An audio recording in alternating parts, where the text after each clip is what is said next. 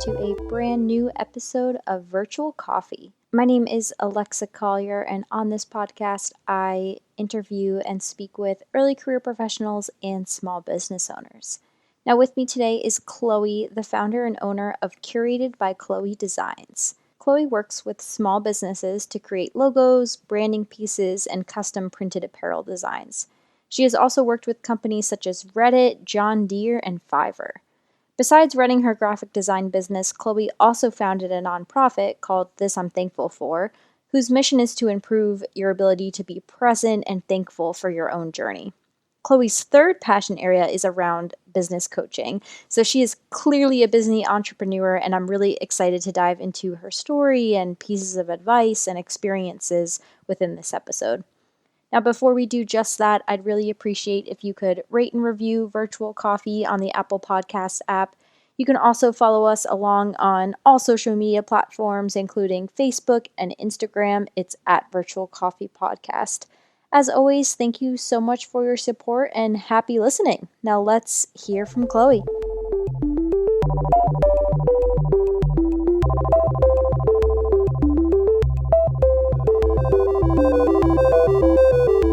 Welcome, Chloe. Thank you so much for chatting with me today. Hey, Alexa, thank you so much for having me. I've been really looking forward to this. Yeah, me too. I'm super excited. And just to kick things off, tell me a bit about yourself, your business, your offerings, your expertise. Yeah, absolutely. So I am currently based out of Milwaukee, Wisconsin, but I'm from Michigan originally. So shout out to everybody in the Midwest. I've got a lot of really exciting stuff going on. So the core of my business is definitely graphic design, which is my studio Curated by Chloe Designs. So I work with small businesses to create logos, a lot of branding stuff, and then I do custom printed apparel designs as well. And then the second piece of my business, which I'm really excited about, I formally launched this a little over a month ago, is I am doing business coaching as well. So over the past few years, I've had the opportunity to work with several entrepreneurs to start their businesses and grow them. And I finally got to put together proper offerings and open this option up to more people. And then the last thing that I'm working on currently is I recently started a nonprofit called This I'm Thankful For. And This I'm Thankful For is based around the mental health effects of social media, with an emphasis on improving your ability to be present. So we bring awareness to combating the negative effects of social media, and we're currently rolling out free classes that encourage participants to be present and learn healthy habits. Wow, that's excellent. You have a lot going on, and I'd love to dig into each of your, kind of three focus areas. Correct me if I'm wrong, but they seem like kind of separate areas. I'm sure you're able to combine them somewhat, but how did you get into graphic design, coaching, and then your interest in the nonprofit? Like, was it in college? Did you study graphic design? I guess I'm looking for more of your background would be the question I have. Yeah, definitely. So I actually did not attend any school after high school. Okay. I was really, really blessed to be able to open my first real proper business when I was 21. My husband and I had a little retail store right at the base of Breckenridge Mountain in Colorado. And that really kicked off my love of business and just knowing that I wanted to definitely work for myself. And out of owning the store, the graphic design kind of bloomed. So we were selling like t-shirts, like anything. We had a little souvenir store. So when you go on vacation and you go buy like all those stupid t-shirts that are like, oh, I heart wherever, that was us. And I loved it. But we would go to these wholesale shows to go do our buying for the store. And I didn't love a lot of the options that we had. I was like, I can design better stuff than this. So I basically learned how to do graphic design so that I could design shirts that we could sell in our store, which ended up being a really cool proof of concept because my designs ended up being our top selling designs. We had the store for about 3 years, and then we had my daughter, Aspen, and we realized that we had to shift our focus. Unfortunately, the nature of being in a ski town is there's a very high turnover rate as it's pretty seasonal. So Mm-hmm. keeping employees was pretty difficult. And we couldn't be in the store 24/7 and be good parents as well. Sure. So we made the decision to sell the store and we moved back to the Midwest. So we're by family now, which is absolutely amazing. But that's when I decided to dive into the graphic design more. So when we moved back to Wisconsin, it gave me some time. I was staying home with my daughter and I was able to really deep dive into the technical aspects of graphic design and understand how to do that better and start offering my services to other people. Because up until then, I had been only designing stuff to sell at our store. So that really kicked off the graphic design piece. And during that time as well, I tried to go back and work for somebody else. I didn't know if I like really wanted to commit to the graphic design or just what I wanted to be doing. So I went and I ended up working remotely for our old accountant that was still in Colorado. And she was amazing. I learned so much about running businesses from that aspect because I don't think I truly understood before working with her how important it is to understand your numbers and understand why you're filing your taxes the way you're filing them. Yeah. Just a lot of that background was really amazing. But she was pretty intense, and I ended up, like, for instance, one time I worked 26 hours straight for her during Wow. tax season, and I was Yeah. like, I can't do this for the rest of my life. So at that point, graphic design had picked up, and I decided to leave the accounting job and dive into graphic design full time. And that was about 2 years ago. So I've been working for myself solely for 2 years. Really excited Wow. about that. Yeah, congratulations on that. That's awesome being able to work for yourself, especially if that's what you desire, right? If that's what works for you.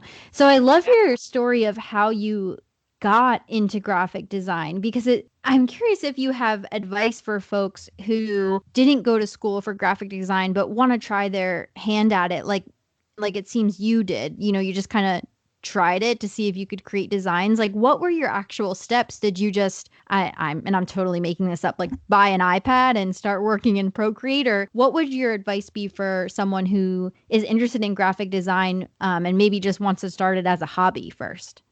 Yeah. So in the beginning, I had my little Apple laptop, my little tiny, like 12-inch screen, and I just got a free Adobe subscription Okay. because that was the cheapest way to get in and test it out. And actually, what I ended up doing, as I mentioned, I was staying home with my daughter at that point. My husband was in school full time. So I would get up around like 5 or 6 in the morning and I would get an hour in before my daughter woke up of just designing stuff. I Wow. would think of, just off the top of my head, okay, let's create a t-shirt design and make up, all these different places because I was doing a lot of tourism based stuff still at that point since that is what I kind of had my roots in. So tons of YouTube. YouTube is amazing. And basically just learning what I needed to, running into problems, Googling it, and figuring it out that way.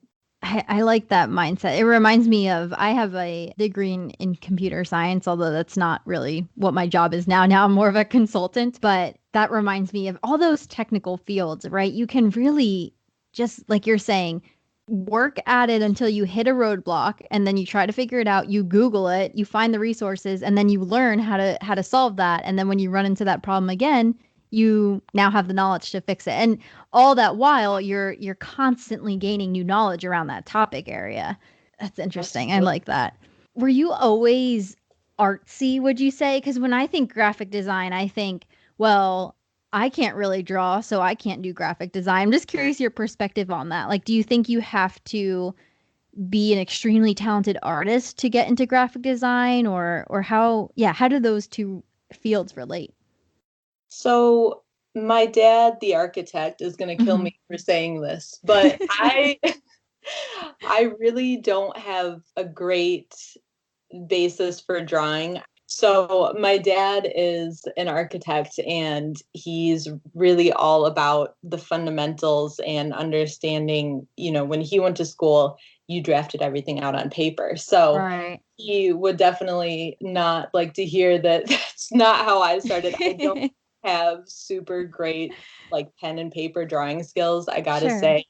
I have to give Adobe a lot of credit because I'll sketch stuff out and go in and clean it way up. So I don't think that you necessarily have to be an amazing, like photorealistic artist. A lot of what I do is pretty cartoon-esque. It's not very Mhm. realistic. So you can kind of get away with not being super excellent at drawing things that are realistic, but Mhm. I think you do have to have an eye for things, if that makes Sure. sense. Yeah, or even at least, like to your point, yes, have an eye for things, which I think could also stem from a passion for art, right? Even just having that passion for drawing and sketching and just loving it. I mean, if you love it enough to do it constantly, back to our previous conversation, you'll get better and better and better over time, right? Some people might get better really quickly and some slower than others, but if you have a passion for it, you might as well go for it and try it. I think there are very little things in life that you can't learn if you have the passion to sit down, learn it, dedicate time to it. Yeah, I would agree with that 100%. Yeah. And I love art. I mean, I grew up going to the art museum. The Hmm. Detroit Institute of Arts in downtown Detroit is some of my most vivid childhood memories. And actually, my favorite painter, Mark Rothko, he does these really big, bold, beautiful, very simple. Like my favorite one that is on display in Detroit, it's basically like a red and orange square. You look at how the different colors of paint are threaded through there, and it's really moving. So Yeah. I would agree that definitely having a love and an appreciation for art is what stemmed a lot of this for me as well. That makes sense. And I feel in a lot of the conversations I have on this podcast on virtual coffee, it always comes back to, well, you have to be passionate about what you're doing, right? Yeah. Every single person at some point along their journey to creating their business, they went down the path of what they were passionate about, no matter what that is, whether it's art, creating cheese boards, painting, making cupcakes, right? It all Yeah. stems from a passion. Yeah, no, I agree. You definitely have to love what you're doing. I'm a really big believer in the idea that the money will follow the passion as Yeah. well. So I think if you are putting something out into the world that you love, at some point you're going to be paid out for that effort.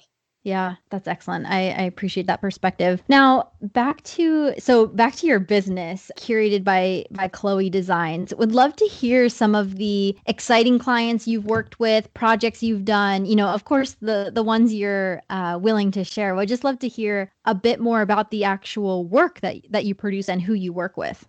Yeah, absolutely. So I have had the opportunity to work with so many amazing clients, from small startups to large multinational companies. I think a few that really stick out for me are I had the chance to work with the Reddit legal team on some Wow, t-shirts that they were going to wear around, which was pretty cool. that's so And cool. yeah, and I made some really cool shirts for John Deere, which was completely out of my element, by the way. That was really interesting getting on the phone with these guys trying to explain to me, what booms are and like these seed spreaders and all this stuff. And I'm like, yeah, I know what that is. Then like getting on Google after the phone call, like I have no idea. And then one of my absolute favorite clients to work with are the guys that own Sam Choi's Poke out in Seattle, Washington. But they have, over the course of COVID-19, started, gosh, I want to say like 5 or 10 ghost kitchens and food trucks. So I've gotten to work with them on all kinds of branding. They've got a ramen food truck called Ramen Ramen. They've got another concept called Pacific Wings, which is like chicken wings. And then Lena's ice cream, which is all these just ultra decadent ice creams. They are amazing. But I have to say, the crown jewel to my career thus far is I had the opportunity to work with Fiverr and Four Seasons Total Landscaping for their Super Bowl commercial this year. Wow. Wow. Yeah, so that was really, really exciting. And it was a crazy experience. When they hired me, they sent over an NDA for me to sign. And in general, when people send them, it's like, okay, don't put this online, like, don't talk about it. So I'm like, okay, fine, like, yeah, whatever. And I didn't really read the whole the whole NDA, which was probably not great on my part. So I didn't realize though until like a week or two before the Super Bowl, and they emailed me and they're like, "Hey, we're putting together a press release, so you can talk about this after the commercial airs." I was like, Yeah. "Oh my God." So Wow. that was really cool. That's crazy. That's really incredible. How do you think you got to that point where those folks were contacting you? Like, how does that even happen? Do you think it was through previous work you've done and they recommended you? Like, what, even if you don't know the exact answer, what are your assumptions of how that happened? And I guess, if there's others in a similar spot as you, just thinking about how they grow their business and I guess clients. Yeah, Yeah. what are your thoughts on that?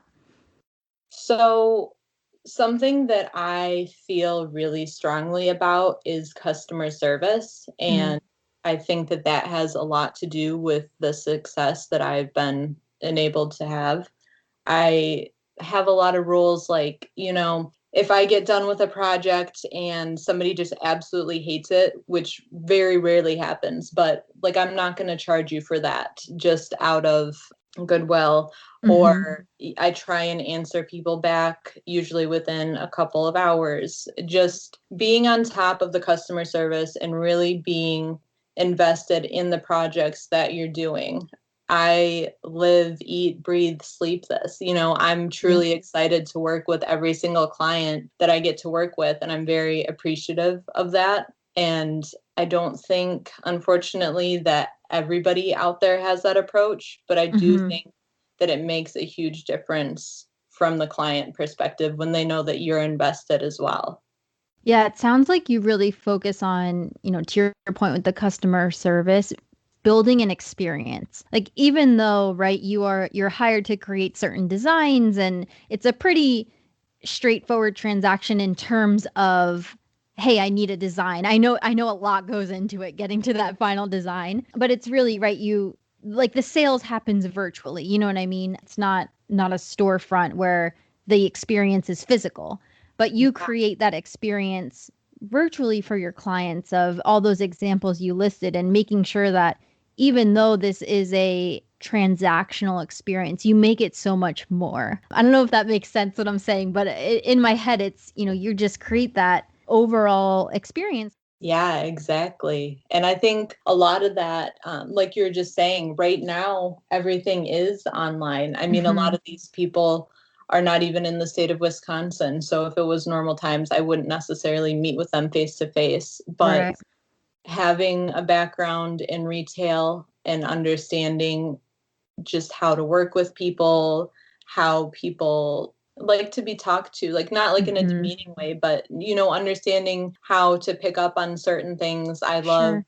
to figure out like what people are interested in so we can have things in common to talk about, stuff like that. Just a lot of like the minute details that I think I picked up working in retail have absolutely translated into the customer experience from start to finish.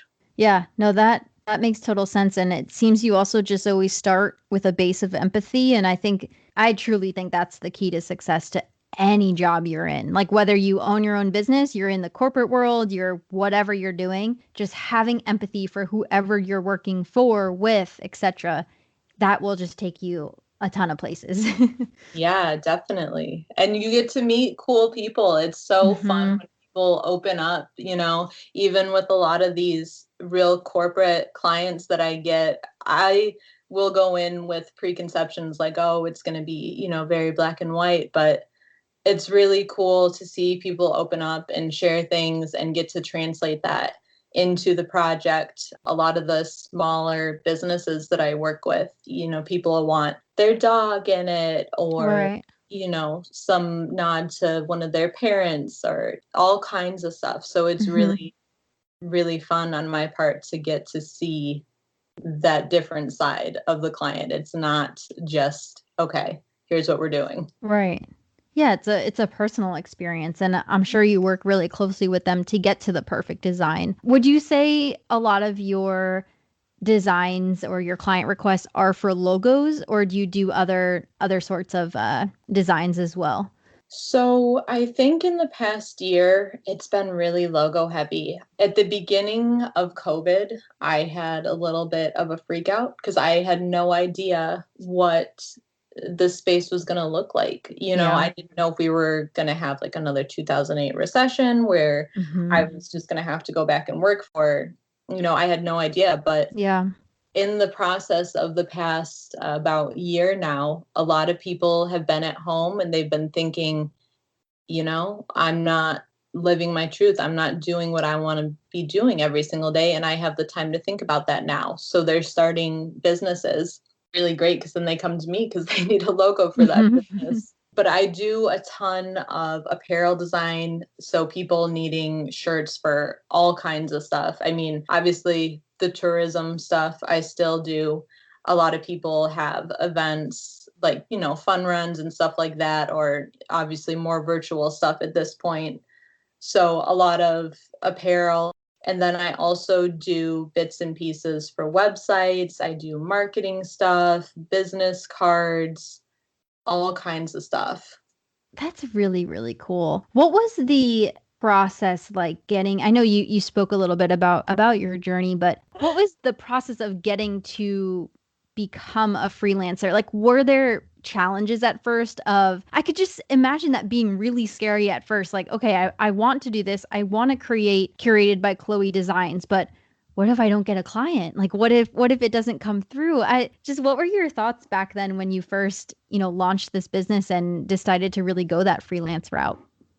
Yeah, so it was definitely very intimidating. And I had talked myself out of leaving the accounting job for several months. And finally, I just got to the end of my rope. We were going into the second tax season of that year. And I was like, I'm not staying up for 26 hours straight again. I Yeah. have to go. So I really got to the end of my rope, which I don't suggest for other people.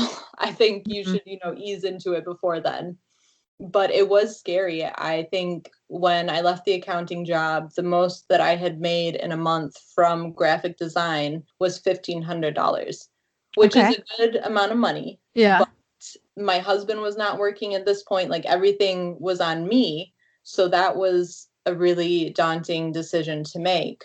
But what worked for me is I got a website up and running, and nothing crazy, but I made sure that I had the SEO and stuff in there so that I Hmm. was going to show up in Google searches. So people were going to know that I was a thing. And then I also have worked intermittently on freelance websites like Upwork and Fiverr. And those are Okay. really amazing when you're getting kicked off and you don't have a huge basis of clients. You can at least get some projects under your belt. You can get a portfolio going. You can understand how to work with clients. And they do a really good job when you're not used to managing your time quite yet. So, honestly, a lot of people, I think, look down on some of the freelancing websites out there, but I think that they are a really good tool, especially when you're first starting out and you don't Right. know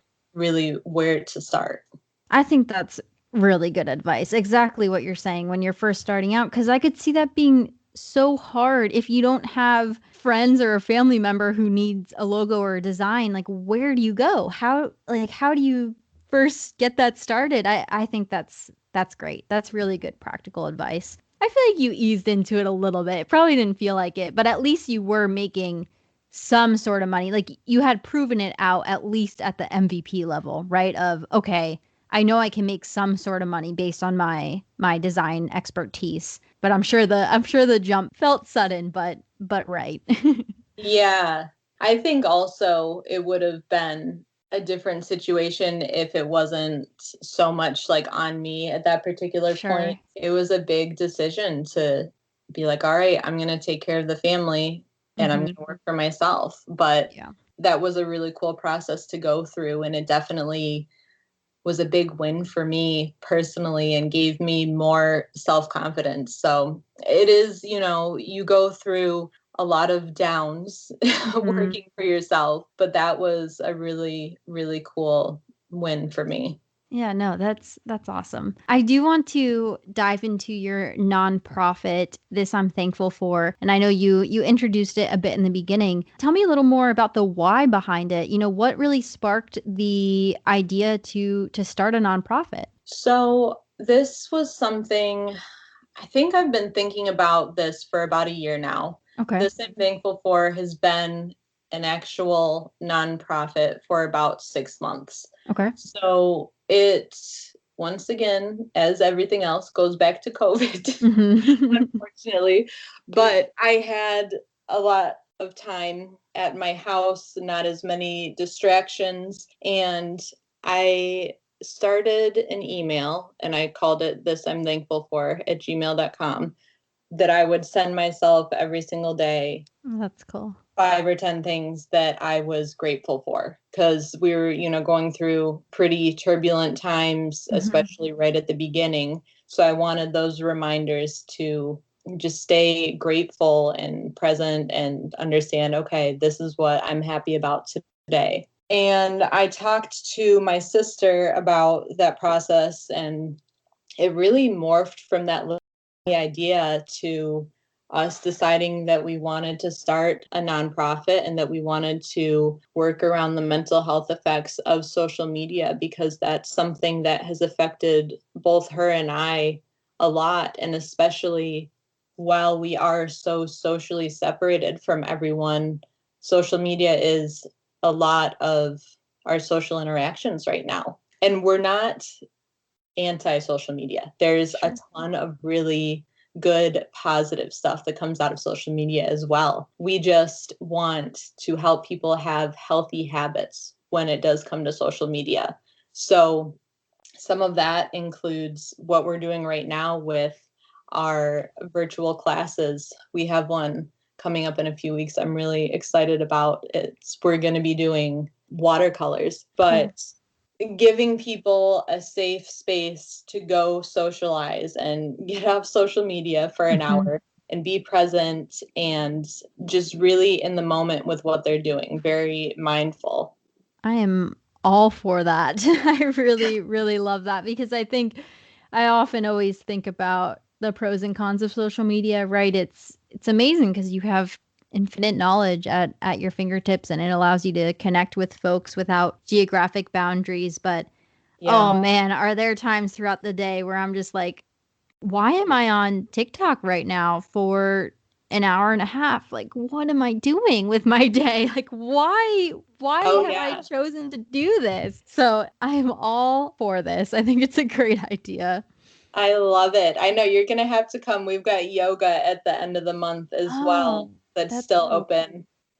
Oh, And wow. it's amazing. The woman that teaches yoga is really, really great. And so we tie in our core values for this I'm thankful for into Mhm. all the classes that we do. So this upcoming yoga class is going to be about letting all the negativity go, which I'm really excited about. The last one we did was based around positive affirmations. So we all came up with positive affirmations and focused on that during the yoga practice. That's very cool. And what is it? Do you have a website for this I'm thankful for? I'm actually trying to look it up right now. Yeah. So our website is thisimthankfulfor.com. Okay. That's easy enough. We tried, yeah. And then Wow. we're on Instagram as well. We're on Facebook. Everything is under this I'm thankful for. It's a little orange circle. That's our logo. But as we Wow. continue to build out, we definitely want to be offering more classes through art. We want to do some business startup stuff since that's something that's really close to me. Definitely some in-person options once that is safe. Sure. The big end all be all dream for this I'm thankful for is we would like to have a ranch out in Colorado where people can come for wilderness retreats and we can host groups of Oh, people. wow. Yeah, so that's That's like, cool. yeah, I'm getting goosebumps thinking. Yeah, But that's my big dream. that's awesome. And I want the audience to know that these classes you're speaking about are free, right? I'm looking at the Correct. website right now. That is so cool. Oh, that's so exciting. I am definitely signing up for the yoga class. I pre-COVID went to yoga like 3 to 4 times a week, and I really need the environment, right? Like Yeah. physically going to it. It's really hard for me to do things at home just on my own, but this is perfect. Like Yeah. having a virtual class, like, okay, I signed up for this. I'm committed to it. Let me go to it. I will definitely be there. That's awesome. Yay. Yeah, that's one of our big things with this I'm thankful for is that we want it to be accessible. So anything that we can do that we can provide for free, we are funded completely through donations. Okay. So it's really amazing that people are willing to donate money to us so that we can go and provide these programs for people that might not have the money to get into it or Yeah. just need that little bit of a kick. Sometimes it's even as easy as, people could technically afford to go take a yoga class, but that barrier of like, I don't know if I want to pay for that. This can Yep. spark that little habit that leads to maybe their Yeah. journey or all different kinds of stuff. And that's what we want to inspire with this. That's such a great idea. I didn't even think about that by, offering a variety of classes. Maybe, like, to your point, someone finds their passion for yoga and then they continue with that locally, right? They actually sign up for the membership or whatever route they want to take, or for the watercoloring.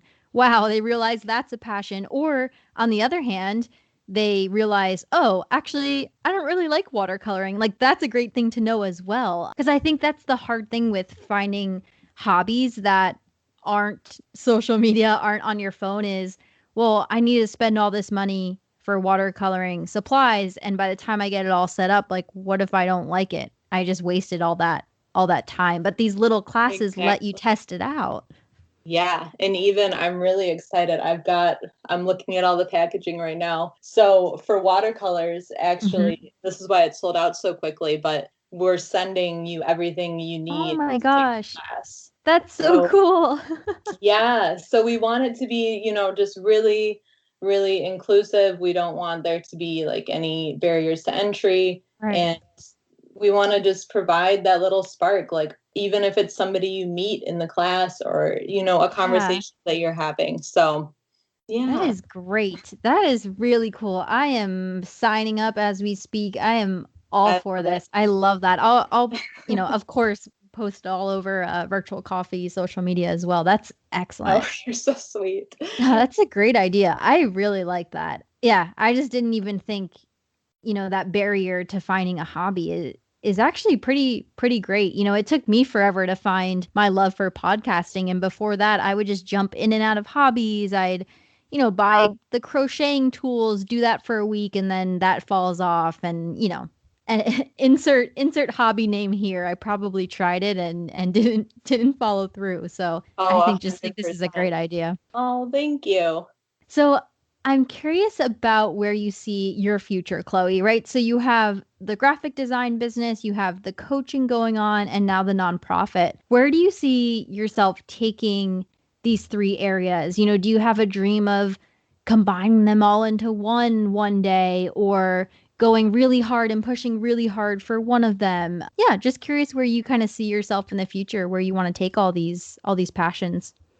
Yeah, so I think really my big picture that I would like to be pursuing is I want to have a whole firm, whether it's under Curated by Chloe or Mm-hmm. what, but it's really full service. I think a lot of what I bring to business coaching is that I understand the branding aspect. I understand a lot of the financials. I understand just how to get things kicked off. So I would love to get some employees, have like a whole team where we could provide all of these things. Like if you want to start a business, we can help you with every single Mm-hmm. aspect. I really, really Yeah. love working with people that want to work for themselves and want to put in the work towards that. It's so cool being around people that are just passionate about what they're doing, no matter what it is. I think absolutely I will probably be doing graphic design and coaching until the day that I die. Mm-hmm. But then obviously I'll be doing it from my ranch in Colorado where I'm running my wilderness Yep. retreats for this I'm thankful for. But I think that they both fuel me in such different ways that I can't imagine not doing one of them. I think that this I'm thankful for really like fills my cup up. I love doing design work, but it's a lot of creative energy. And so Right. then on the flip side, going and working really closely with people in just such a positive, uplifting environment when it comes to this I'm thankful for, that really fuels me to continue to want to do more of the back end stuff. That makes sense. I'm glad you see, that perspective of how you can kind of combine them all, right? And like you said, you can really help folks in a lot of areas of their business or whatever they need support in, which I think is great. And I also think this, having these areas, these passion areas helps you personally discover where your heart really is, right? Where you really want to put in all your energy and your time. And maybe that's the graphic design, or maybe it's the nonprofit, and it seems you're really starting to explore that. It's almost like figuring out the percentages of your time, right? Like, do you want to be 80% graphic design, 20% nonprofit, or vice versa, or a different percentage? And I think that exploration is such a fun part of life, of figuring out exactly where you want to put your time and energy. Yeah, absolutely. And I'm so grateful that I get to have these options. I mean, Mm-hmm. even, like 2 or 3 years ago, I never would have thought that I would have been working for myself successfully, let alone, starting a nonprofit to work Mm-hmm. so closely with other people. So it is really cool to see what unfolds and just kind of be along for the ride. Yeah, no, that's great. That's awesome. Now, because you are so busy, you have so much going on, do you have any tips and tricks for balancing all of it? And I know balance isn't even the right word, because work-life balance to me doesn't even exist. Like, who will ever perfect that? I don't know. But Yeah. just any tips and tricks along that area, right? How do you balance your kind of three businesses with life, other passions, friends, family, etc.? So I think that I lead a really balanced life. My Nice. husband, however, does not always agree, but it's tricky, Hmm. especially when you're in the startup phase of things, when you're trying to find a healthy balance. I mean, I think when you're really starting your business, you got to be in the mindset of like, okay, I'm going to grind this out for 6 months and then I'm going to set better boundaries. I don't Hmm. think that you should cut yourself off. There's going to be those times where you have to just work for a week straight or whatever it may be. But I'm at the point now, luckily, where I've been able to scale back. I take weekends off now, okay, which is awesome. Hmm. And I think that that is really important, choosing at least one day to take off a week, two preferably. But if you can take one day where, for me, it's usually Sundays, and I try not to even be on my phone or anything because I don't trust myself to not try and answer emails. And then I think also setting those boundaries when you're done with work for the day, whenever that may be, don't worry about anything until the next day. In general, Yeah. emails, texts, calls, whatever, people can wait until the morning. They're not going to die, especially in the Hmm. graphic design world. Luckily, it's usually not life or death. And just not allowing yourself to feel guilty about that, because especially when you are a small business and it's like one or two or three people, it's really easy to feel guilty because everything does come down on you, but it's going to be okay, I promise. And then I also, as far as balance, I think it's really important to have some form of exercise in Mm-hmm. your weekly habits, whether it's, only once or twice a week or almost every single day. I really find that for me personally, and for a lot of really successful people, exercise brings that balance. It gives you a way to shift your mindset. I like to work out a lot of times when I'm done with work for the day, and that half an hour or that hour gives me time to switch into family mode. So I think that that's a really great, effective way to help you balance things as well. I couldn't agree more with your advice. To your point of setting those boundaries, I always say like work will literally always be there. I could work 24/7, 365 days of year if I wanted to, right? There will always be more to do. So just trying Yeah. to recognize that as best as you can, and setting those boundaries, and then exercising to your point, or even just finding that thing that you can do to transition back to your life, which I think is so important with a lot of us working from home. If I don't walk the dogs right after work, I can tell I'm really irritable. I'm still in my work mode. I just end up in a really bad mood, because I think my brain's still at work. But taking that 45-minute walk with one of our dogs just lets me decompress and transition. So I totally agree. I think that's great advice. Yeah, definitely. Awesome. Well, my last big question here for you, Chloe, that I always end my episodes with is, in this moment, what is your proudest accomplishment? And of course, it can be related to your business and what we talked about today, or it doesn't have to be at all. It can be completely unrelated. Just kind of that first thing that comes to mind about your proudest accomplishment. I think right now it's really, really cool for me to be able to solely provide for my family. Mm-hmm. So, my husband, throughout all this, has been staying home with our daughter, and that's been amazing. We get to all hang out all day, which is really cool. She's 4, so we have like a year before she's in school full time, and I'm really, really grateful for being able to spend this time together and not having to worry about money. I'm Mm-hmm. at a point where I can have pretty set work hours and make decently consistent money and have them be here with me all the time. So that's, for me, that's really cool. And I'm very proud of that. That's excellent. That's an awesome accomplishment. And, congratulations on everything that you've accomplished with your businesses, with your family, with life. It's such an amazing journey to hear. And I really enjoyed chatting with you today, Chloe. And, to wrap up our episode here, where can people find you and Curated by Chloe Designs, as well as this I'm Thankful For nonprofit? Yeah. So our Instagram for This I'm Thankful For is just at This I'm Thankful For. My Instagram for all my design stuff is Curated by Chloe Designs, and my name is Chloe. Perfect. So, and then I do have websites for both. I'm curatedbychloe.com or thisimthankfulfor.com. So I would love to work with everybody on logos, or if you don't need a logo and you just want to do yoga, that's awesome too.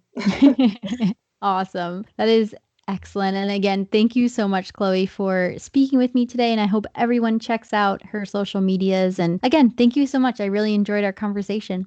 Thank you, Alexa. It was absolutely wonderful chatting with you.